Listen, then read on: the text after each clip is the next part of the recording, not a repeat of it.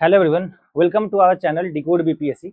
और इस वीडियो में we are going to discuss about the strategy for 72nd BPSC prelims examination. देखो, वैसे तो अभी बहुत सारी अटकलें लगाए जा रहे हैं कि एग्जाम कब होगा कब नहीं होगा, बट जो चांसेस है वो ये है कि एग्जाम मोस्ट प्रोबेबली आपका अक्टूबर या नवंबर के महीने में होगा। इससे पहले एग्जाम होने के चांसेस ज्यादा नहीं है। अभी मैं देख रहा था नोटिफिकेशन ऐसा कुछ बीपीएससी के वेबसाइट पे या जो सोर्सेस है हमारे, उससे पता चलता है कि अभी कम से कम आपके पास 50 से 60 दिन के पास है। मतलब कि you have in total 60 to I think कि 60 से ज्यादा भी, पर 50 to 60 day in your hand. So इस वीडियो में सबसे पहले तो हम बात करेंगे उन बच्चों के लिए, उन स्टूडेंट्स के लिए जो बहुत बिगिनर है या वो अभी अपने प्रिपरेशन के किसी ना किसी स्टेज पे है। ओके, आपके लिए ये जो 50-60 दिन है ये बहुत ही इंपॉर्टेंट होने वाला है। अगर आपने डेडिकेटेडली ये 50-60 दिन अपने प्रिपरेशन को दिया तो 110% है कि आपका सिलेक्शन प्रीलिम्स में हो जाएगा। तो हम इसमें डिस्कस ये करने वाले हैं कि बीपीएससी में ऐसा हम क्या करें, हम अपनी पढ़ाई को किस डायरेक्शन में रखें कि हमारा प्रीलिम्स श्योर शॉट निकल जाए। देखो, हर एग्जाम का अपना एक कोर होता है, हर एग्जाम का अपना एक स्ट्रेंथ होता है, अपना एक पिलर होता है जहां से क्वेश्चन पूछे जाते हैं। फॉर एग्जाम्पल अगर मैं बात करूं तो बीपीएससी का जो कोर है वो 3-4 पिलर के अराउंड रोटेट करता है। अगर आप बीपीएससी के पीवाईक्यू को उठा के एनालाइज करोगे तो आपको पता चलेगा कि जो मेजॉरिटी ऑफ क्वेश्चन है वो history, general science, current affair और पार्ट ऑफ बिहार स्पेशल से पूछा जाता है। अब अगर आपने इस 4 सेक्टर को, इस 4 सेक्शन को स्ट्रांग बना लिया तो आपका प्रीलिम्स में बहुत ज्यादा चांसेस होगा कि प्रीलिम्स आपका निकल जाएगा। अब जैसे फॉर एग्जांपल मैं अगर हिस्ट्री की बात बताऊं तो हिस्ट्री में जो वेटेज है वो तीनों सब्जेक्ट को दिया जाता है। हिस्ट्री के 3 पार्ट होंगे, एंशिएंट होगा, मिडिवल होगा और मॉडर्न होगा। तीनों पार्ट से क्वेश्चन पूछे जाते हैं, पर जो बीपीएससी का कोर है जहां से सबसे ज्यादा क्वेश्चन पूछा जाता है वो है मॉडर्न। अगर आप यूपीएससी की बात करो तो बहुत बार ऐसा हुआ है कि यूपीएससी ने कभी मॉडर्न से क्वेश्चन पूछा ही नहीं है, कभी ज्यादा क्वेश्चन पूछ दिया है, कभी कम क्वेश्चन पूछ दिया है, कभी एंशिएंट से नहीं पूछा, कभी मिडिवल से नहीं पूछा, कभी मॉडर्न से पूछ दिया या कभी कभी एंशिएंट से पूछ दिया। तो यूपीएससी इस मामले में काफी अनप्रिडिक्टेबल है। अगर यूपीएससी में आप सिर्फ हिस्ट्री या किसी एक सब्जेक्ट के भरोसे जा रहे हो कि यू विल स्कोर बेटर, तो हो सकता है आपको यूपीएससी धोखा दे दे। पर हमने जो ट्रेंड एनालाइज किया बीपीएससी का उसमें यह है कि अगर आप बीपीएससी में मॉडर्न को अच्छे से करके जा रहे हो, अगर आपने हिस्ट्री को अच्छे से टाइम देके किया है तो कम से कम यहां से 30 से 35 क्वेश्चन आते हैं। और इस 30 से 35 में कम से कम 25 से 30 क्वेश्चन जो है वो डुएबल है। मैं ये नहीं बोलूंगा कि ये आसान होते हैं, पर ये डुएबल होते हैं। फॉर एग्जाम्पल अगर मैं बात करूं तो हिस्ट्री में ही जो फैक्ट्स हैं, फॉर एग्जाम्पल कि गांधी इरविन पैक्ट हो गया, या अगस्त ऑफर हो गया, या क्विट इंडिया मूवमेंट हो गया, या ऐसा कोई भी जो ऐसा फैक्ट है जो हम हिस्ट्री में पढ़ते ही पढ़ते हैं, बीपीएससी उन थीम्स को रिपीट करती है। खासकर बीपीएससी का जो फेवरेट पॉइंट है वो पहला तो है कि ये जो रिवेलियन है उससे क्वेश्चन पूछती है। दूसरा है ये गांधी के बाद का जो भारत है, यानी गांधी जी के आने के बाद 1915 में गांधी जी इंडिया आए थे और इसके बाद जो जो मूवमेंट हुआ, चाहे वो चंपारण हो, खेड़ा हो, चाहे वो आपका नॉन कॉपरेशन मूवमेंट हो, चाहे वो आपका क्विट इंडिया मूवमेंट हो या सिविल डिसोबीडियंस मूवमेंट हो, इन सारे पार्ट से क्वेश्चन पूछती ही पूछती है। तो अगर आपने हिस्ट्री को अच्छे से समय दे दिया, हिस्ट्री के पीवाईक्यूज को एनालाइज कर लिए, हिस्ट्री की जितनी भी कंसेप्ट है, कंसेप्ट तो क्या ही है, कहानियां है, बस यही है कि हमको उन फैक्ट्स को कहानियों के थ्रू याद करना है और पीवाईक्यू को बेस बनाना है। तो पहला जो इसका इंपॉर्टेंट सेक्शन है वो है आपका हिस्ट्री। तो हिस्ट्री में हमें फोकस करना है अच्छे से। अब हम क्या करने वाले हैं, हम इस चैनल के थ्रू क्या करेंगे कि हिस्ट्री में जैसे एंशिएंट हिस्ट्री है तो एंशिएंट हिस्ट्री का जो 20 सबसे इंपॉर्टेंट टॉपिक होगा, ठीक है, 20 इंपॉर्टेंट टॉपिक जो एंशिएंट हिस्ट्री का होगा। फॉर एग्जांपल जो प्री हिस्टोरिक टाइम है ना, प्रोटो हिस्टोरिक टाइम है, चैल्कोलिथिक पीरियड है, पैलियोलिथिक पीरियड है, न्यूलिथिक पीरियड है, बिहार में कुछ साइड है जैसे पैसारा है, चिरांद है, जहां से क्वेश्चन उठा के पूछना ही पूछना है। तो जैसे प्री हिस्टोरिक टाइम का हमने एक थीम उठा के उसको अच्छे से डिस्कस कर लिया और उससे रिलेटेड सारे पीवाईक्यूज को डिस्कस करते हुए हम देख लेंगे कि हमारा इजी क्वेश्चन एग्जाम में ना छूटे। उसके बाद जैसे प्री हिस्टोरिक के बाद हड़प्पन साइट आता है, और हड़प्पन में जो बीपीएससी है वो क्वेश्चन पूछती है कि कौन सा साइट कौन से नदी के किनारे था, इंदस, मोहनजोदारो, कालीबंगन, लोथल, इन सबसे क्वेश्चन वो रेगुलरली पूछती है। फिर उसके बाद हम आते हैं वैदिक पीरियड पे, लेटर वैदिक पीरियड पे, महाजनपदा पे। महाजनपदा में जो है वो मगध से ये क्वेश्चन एकदम दबा के पूछती है। इसका सबसे बड़ा रीजन है कि मगध इंपायर जो था वो बिहार में था, मगध एम्पायर हमारा बिहार में था। इसका कैपिटल जो था वो राजगीर था, पाटलिपुत्र था, कुछ समय के लिए वैशाली बना था। और इसके जो सबसे इंपॉर्टेंट रूलर है अशोका, ये मतलब बिहार की शान और जिसे हम भारत की शान कह सकते हैं, तो यहाँ से क्वेश्चन आता ही आता है। तो मगध से क्वेश्चन आता है। उसके बाद ये गुप्ता से बहुत अच्छे से क्वेश्चन पूछते हैं। गुप्ता में भी इनका फेवरेट जो है वो चंद्रगुप्त है, इनका फेवरेट जो है वो समुद्रगुप्त है, जहां से क्वेश्चन पूछा ही पूछा जाता है। फिर हर्षवर्धन के पीरियड से पूछते हैं, कुषाण के पीरियड से पूछते हैं, गोल्ड कॉइन सबसे ज्यादा कहाँ पे आए थे, वीमा cut piece, Kujula cut piece या कुषाण वगैरह, उनसे रिलेटेड अगर कोई इंस्क्रिप्शन है, जैसे रावातक इंस्क्रिप्शन से क्वेश्चन पूछा हुआ है। तो ये कोर है बीपीएससी के क्वेश्चन पूछने के तरीके का। ये बहुत एट रैंडम क्वेश्चन नहीं पूछते हैं। अगर आपने पीवाईक्यू अच्छे से एनालाइज किया है तो बीपीएससी थीम्स को रिपीट करती है और बार बार रिपीट करती है। इसीलिए बीपीएससी के प्रिपरेशन में हमें थोड़ी सी आसानी इसलिए मिल जाती है कि हमें पता होता है कि क्वेश्चन कहां से आने वाला है।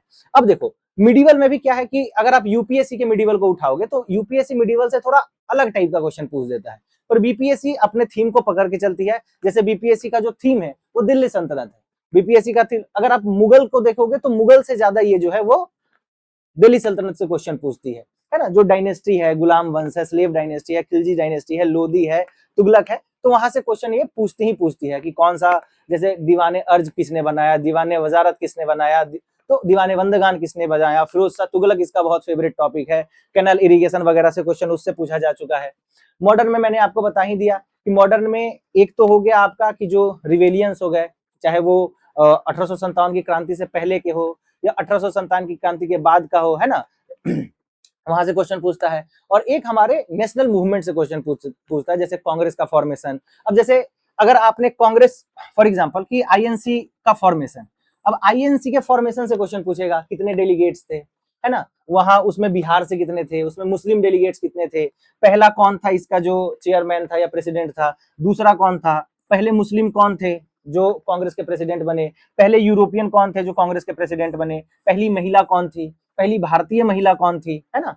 बहुत इंपॉर्टेंट सेशन, जैसे 1916 का सेशन हो गया, है ना, 1929 का सेशन हो गया, बिहार में कौन कौन से सेशन हुए, है ना। तो यहां से क्वेश्चन पूछती है। तो ये बड़ा प्रिडिक्टेबल पार्ट है, जहां से अगर हम प्रिपेयर करें तो हम इसको आराम से निकाल के सॉल्व कर सकते हैं।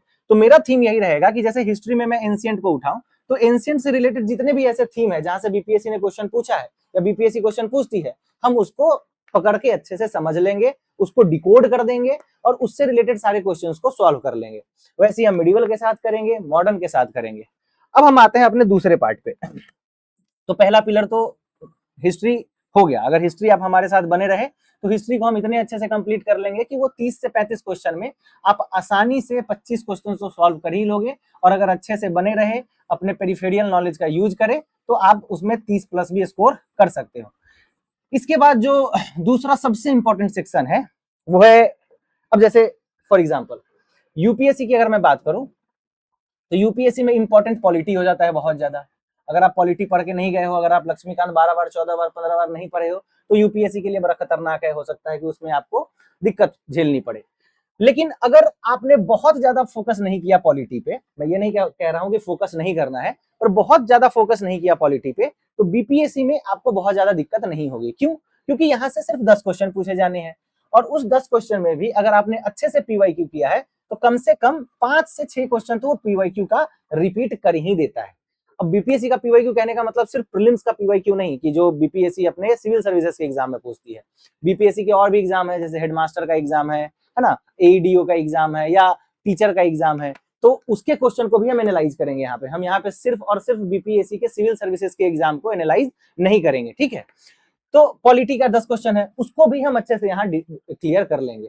इसके बाद हम आते हैं ज्योग्राफी पे। तो ज्योग्राफी का जो पार्ट है वो भी ऐसा ही है, यहाँ से भी लगभग 10 क्वेश्चन पूछे जाते हैं। और इस ज्योग्राफी के पार्ट में ज्यादा फोकस जो है वो वर्ल्ड मैप पे रहता है या लोकेशन पे रहता है। अब जैसे कहीं पे कोई वोल्केनो हो गया, कहीं पे कोई अभी स्ट्रेट है, जैसे अभी रेड सी कुछ दिन पहले न्यूज में थी, या अभी इसराइल जो है गाजा पट्टी जो है न्यूज में है, वेस्ट एशिया न्यूज में है, तो उसके आसपास का, जैसे अभी अभी हरमुज न्यूज में था, तो वहां से क्वेश्चन पूछा जाएगा, उसके बाउंड्री के इलाके पूछ लेंगे। तो प्रिडिक्टेबल होता है, मतलब कि अगर मैं आपको लिस्टिंग दूं अभी पूरे न्यूज में निकाल के, ये 15 से 20 इंपॉर्टेंट जगह है जो न्यूज में रहा है, तो बीपीएससी कहीं ना कहीं वहां से क्वेश्चन पूछ लेगा। तो इन दोनों के पार्ट पे भी हम अच्छे से डिस्कस करेंगे। पहले हम आते हैं अपने दूसरे पार्ट पे, जो कि है जनरल साइंस का। अब देखो जनरल साइंस में यहाँ पे क्या है, जो पुराने स्टूडेंट होंगे जिन्होंने 1-2 अटेम्प्ट दे रखा है उन्हें तो पता होगा, जो नए स्टूडेंट हैं उनके लिए मैं बता दूं कि अगर आप यूपीएससी का प्रिपरेशन कर रहे हो तो यूपीएससी में साइंस कहने का मतलब ये नहीं होता है कि वो आपको कोर बायोलॉजी से क्वेश्चन पूछेगा या कोर फिजिक्स से क्वेश्चन पूछेगा। साइंस कहने का मतलब होता है कि वो जो अभी एप्लीकेशन न्यूज में है, फॉर एग्जांपल 5G न्यूज में है, वाईफाई न्यूज में है ना, अभी जैसे एआई बहुत ज्यादा न्यूज में है, तो वो आर्टिफिशियल इंटेलिजेंस से है ना, बायोटेक्नोलॉजी से, नैनो टेक्नोलॉजी से, इन सब से क्वेश्चन उठा के पूछता है। उसका फेवरेट टॉपिक था पहले क्रिस्पर कैस9 से, या ऐसा कोई भी जीन एडिटिंग टूल आ गया, या अभी नोबेल प्राइज किसी चीज के लिए मिला है क्वांटम डॉट से क्वेश्चन पूछना, तो ये सारे एप्लीकेशन बेस्ड साइंस से वो क्वेश्चन पूछता है। वो कभी भी क्वेश्चन जो है आपका जनरल साइंस से नहीं पूछता है। पर बीपीएससी अभी तक जनरल साइंस से ही ज्यादा क्वेश्चन पूछती है। अभी हाल फिलहाल में बीपीएससी ने अपना रुख थोड़ा सा बदला है और वो भी थोड़ा सा उस पार्ट को पूछने लगे हैं, उसको भी हम करेंगे, अगर कोई टेक्नोलॉजी न्यूज में है तो उसको छोड़ेंगे नहीं। पर अभी भी मेजॉरिटी ऑफ क्वेश्चन जो है वो आता है आपका कोर फिजिक्स।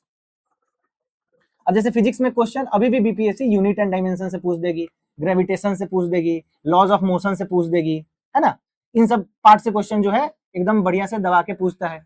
और इसमें भी क्वेश्चन जो है बड़ा रिपीटेटिव होता है कि अगर हमने रेफ्रिजरेटर का दरवाजा खोल दिया तो रूम का टेम्परेचर बढ़ जाएगा कि घट जाएगा, अगर प्रेशर बढ़ेगा तो बॉइलिंग पॉइंट बढ़ेगी कि कमेगी, है ना, इस टाइप का क्वेश्चन वो पूछती है और बार बार पूछती है, जिसको हम अच्छे से क्लास में डिस्कस कर लेंगे।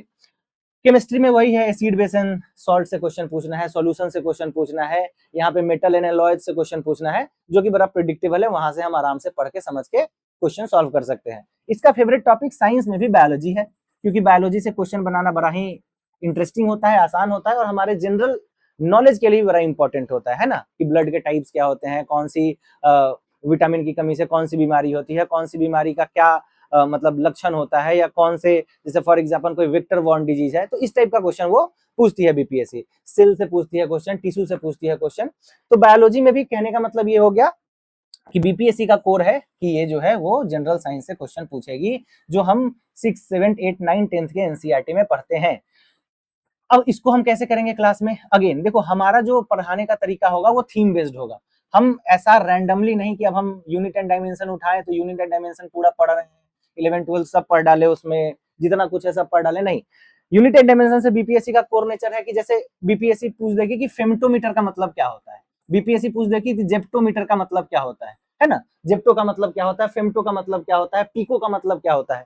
तो हम अगेन यहाँ पे यही करेंगे कि हम थीम को उठाएंगे, उस थीम के आधार पे हम अपने टॉपिक की लिस्टिंग करेंगे, उससे रिलेटेड जितने भी पीवाईक्यूज है अलग अलग एग्जाम्स में पूछे हुए उसको उठा के समझेंगे। डिकोड, देखो हमारे चैनल का मोटो ही है कि हमें डिकोड करना है, हमें स्क्रैच से सब कुछ नहीं पढ़ के जाना है, बस हमें उन सब चीजों को पढ़ के जाना है जहां से क्वेश्चन बनने की प्रोबेबिलिटीज होती है।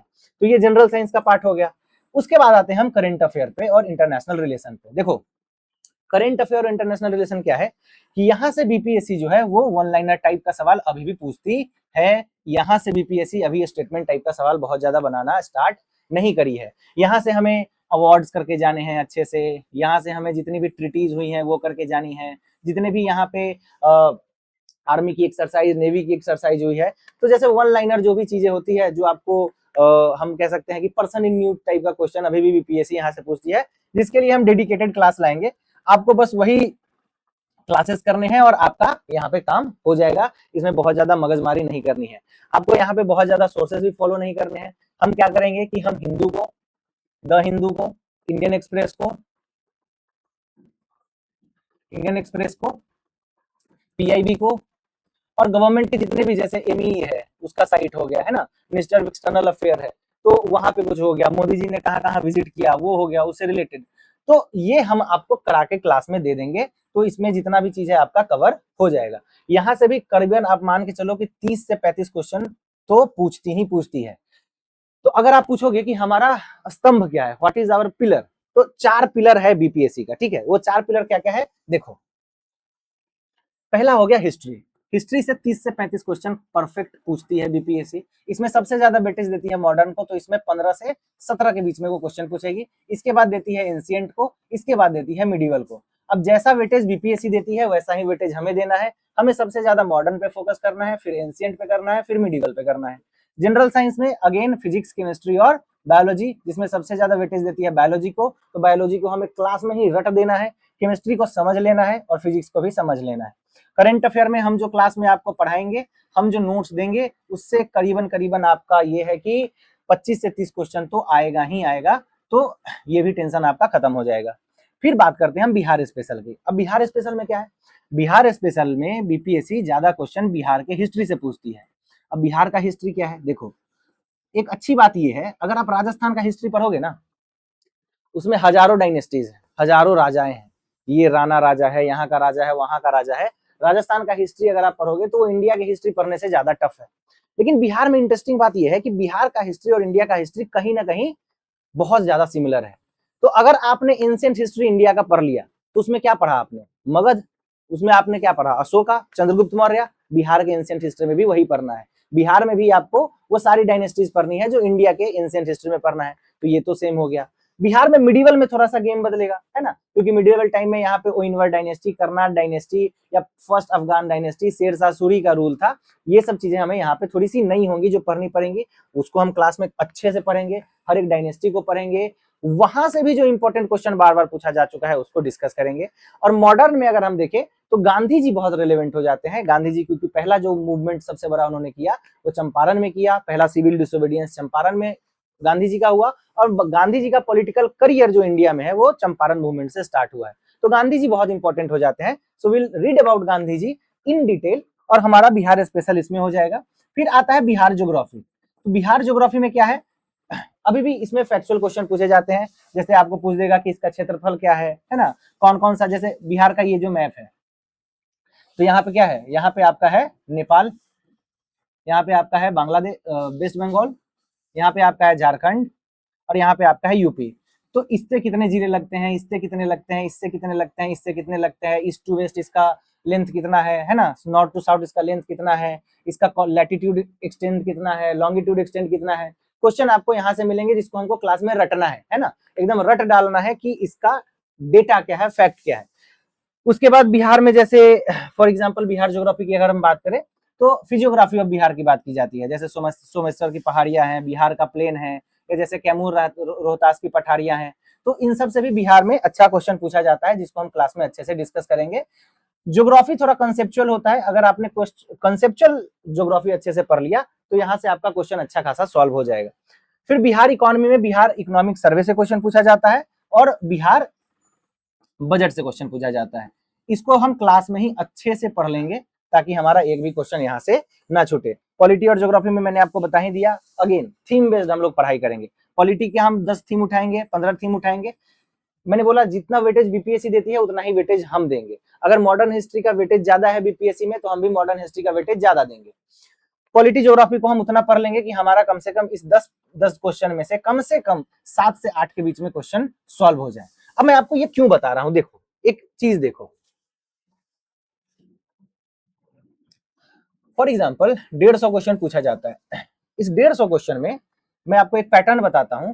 इस 150 क्वेश्चन में 70 to 80 क्वेश्चन ऐसे होते हैं जो इजी टू मॉडरेट के कैटेगरी में होते हैं, ठीक है।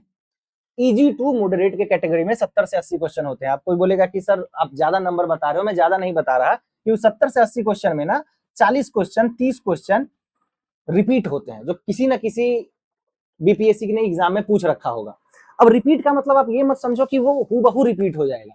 हो सकता है बीपीएससी ने जो क्वेश्चन पूछा हो उसके ऑप्शन में वो चीज हो जिसको वो दोबारा पूछ दे रही है।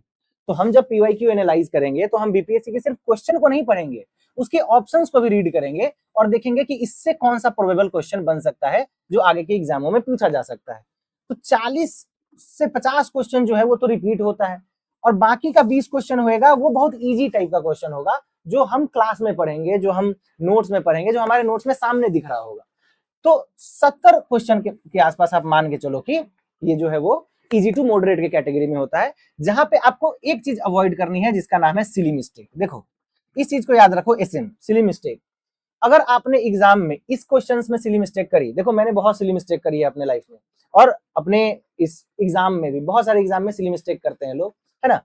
तो जैसे एक बार क्वेश्चन पूछा था कि फोटोसिंथेसिस में कौन सा गैस निकलता है, और मैंने पढ़ लिया कि कौन सा गैस फोटोसिंथेसिस में लिया जाता है। अब जो लिया जाता है वो क्या है, कार्बन डाइऑक्साइड, निकलता है वो क्या है, ऑक्सीजन। और वहां पे मैं कंफ्यूज होके, थोड़ा एग्जाम प्रेशर भी होता है, मैंने मार दिया वहां पे गलत, टिक कर दिया, मैंने ऑक्सीजन मार दिया या कार्बन डाइऑक्साइड मार दिया। और वो एग्जाम मेरा उसी एक नंबर से छूट गया, है ना, मेरा नहीं निकला।